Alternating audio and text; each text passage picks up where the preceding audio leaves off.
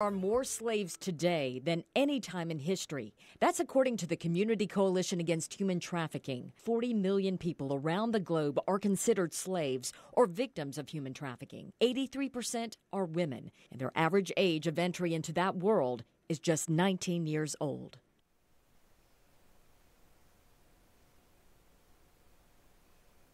And in Texas, one woman says she had a close call with people who she believes were trying to take her and a relative. And Manny Payne has her scary story.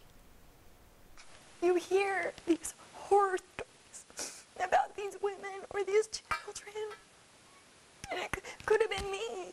Tiffany Tolliver is in tears, thankful to be alive after running into a group of men she thought were trying to pull her into the sex trafficking world.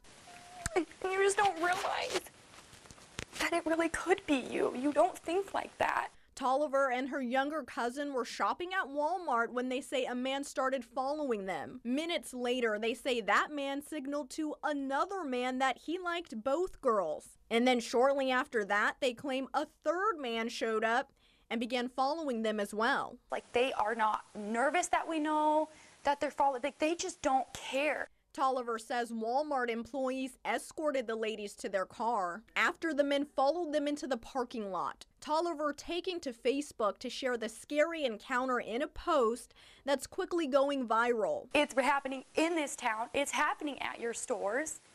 And you just need to open your eyes and be aware that it really can happen at any moment.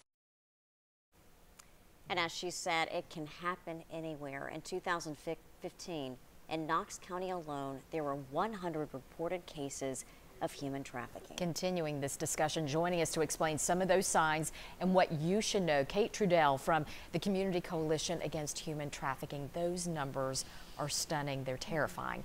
Kate, give us the top three things that we need to be looking for when it comes to traffickers. Sure. So I think when it comes to traffickers, there's three things that we like to educate the public about.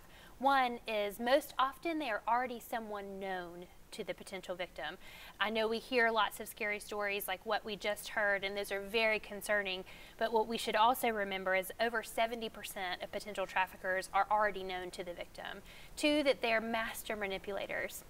They can convince anyone of anything.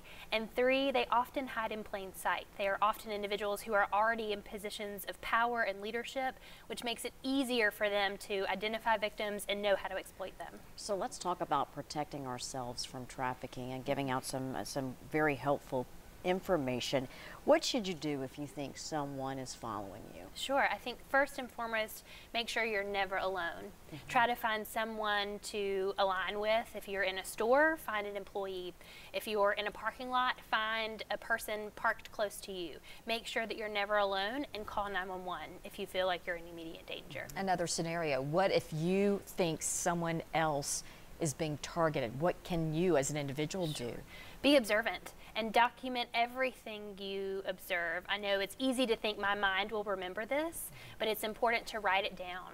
And then call law enforcement if you feel like someone is in immediate danger. Again, call 911. There's also a state human trafficking hotline number. In Tennessee, we have one of those. It's 24 hours a day, 7 days a week. There's also a national hotline number you can call. You all are working very hard to raise awareness. Are people grabbing hold of the conversation? Do you think that you're reaching individuals? Absolutely. We've certainly seen our referrals almost double year to year, and we know that that goes hand in hand with awareness. Communities can't solve problems they don't understand. So the more we can talk about it and the more people are engaged in learning about this issue, how to respond, the more we're equipped as a community to combat it and to serve the individuals who've been affected by it. And to recognize that it happens right here. Yeah. All right. The conversation is so important. Kate Trudell, thank you very much. We appreciate it.